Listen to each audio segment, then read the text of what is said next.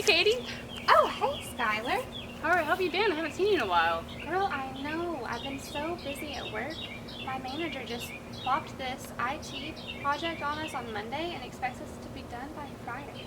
Wow, that's crazy. I know. This is my nice little 15-minute break away from the office. He wants us to stay up all night long to get this done.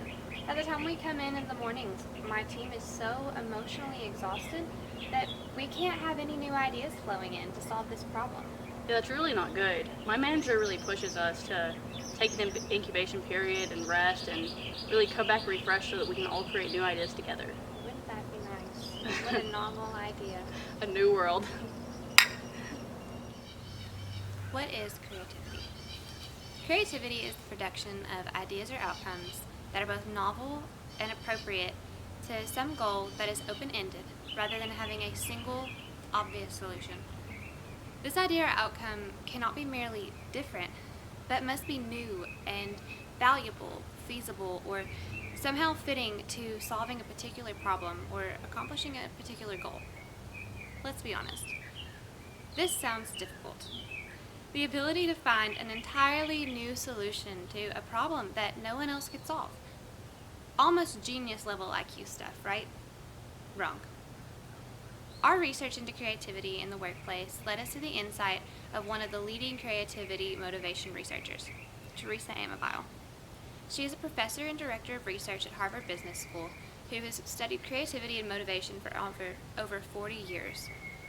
Amabile was one of the first people to take the opposing view that creativity is not just accomplished by the genius level people in the world. It can be accomplished by ordinary people who lead ordinary work lives. She wanted to see what contributes the ability to be creative. So she conducted an enormous research study that spanned 7 companies, 238 professionals, and almost 12,000 diary reports. The professionals in this study were sent a daily email that included a diary page and instructed to jot down one event a day that stood out to them when doing a big project at work. The results that she found in this study shaped 2 principles that show how creativity can be accomplished in inner work life. The first is the intrinsic motivation principle, where she describes intrinsic motivation as the motivation to do something because you are interested in it. You're curious about it. You find it satisfying and enjoyable, or even personally challenging.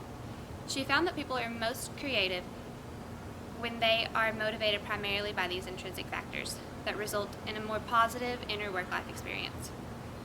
This experience includes the positive perception of their team, their managers, and of themselves, and results in a more productive and committed employee. It's important to know that even small wins can contribute to this positive work life. The second principle she decided to dedicate a book to. It's called the progress principle. Here she explains that the simplest, most important event to engage people in work is by making progress that is meaningful. This is seen by doing work that matters to them and contributes to something that they really care about. While seemingly mundane events such as small wins can make or break a company's inner work lives, forward momentum in meaningful work, progress, creates this best inner work life. These small wins are not to be taken lightly. Sometimes, small wins are all that it takes to have a positive outlook on the day's work. When creativity happens, people feel like they're making progress.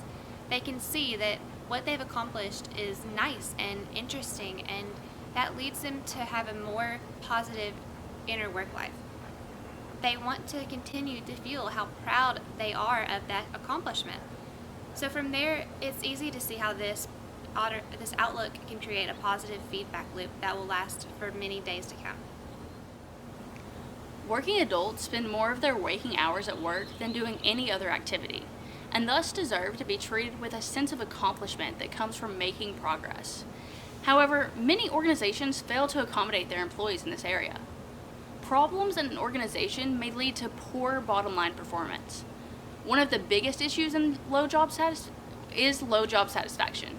Employees may have low job satisfaction due to a variety of factors, including being less engaged in their work, strategic attention deficit disorder, and frustration from obstacles preventing work from being completed. When employees are less engaged, it may be because they don't feel accomplished in their work. To better engage these employees, a manager should encourage their work efforts to better show the employee that they are appreciated. By providing this positive feedback, the manager is likely to see an increase in job satisfaction. Strategic attention deficit disorder occurs when a company changes direction too often. This is something that I incurred while working at Engine Commerce. Our company sold an e-commerce platform and completed full website build-outs for our clients. One day, our CEO suggested that we design an email platform to create one native dashboard for our clients. Once we created the email platform, many people expressed that they only wanted the email platform and did not want the e-commerce platform overlay. Because this was not the direction that our CEO wanted to go, he had us shut down the email platform completely. This led to many employees feeling frustrated because their hard work and performance was undervalued. The CEO could have better addressed the situation by paying better attention to the employees' emotions and listening to the customer's feedback.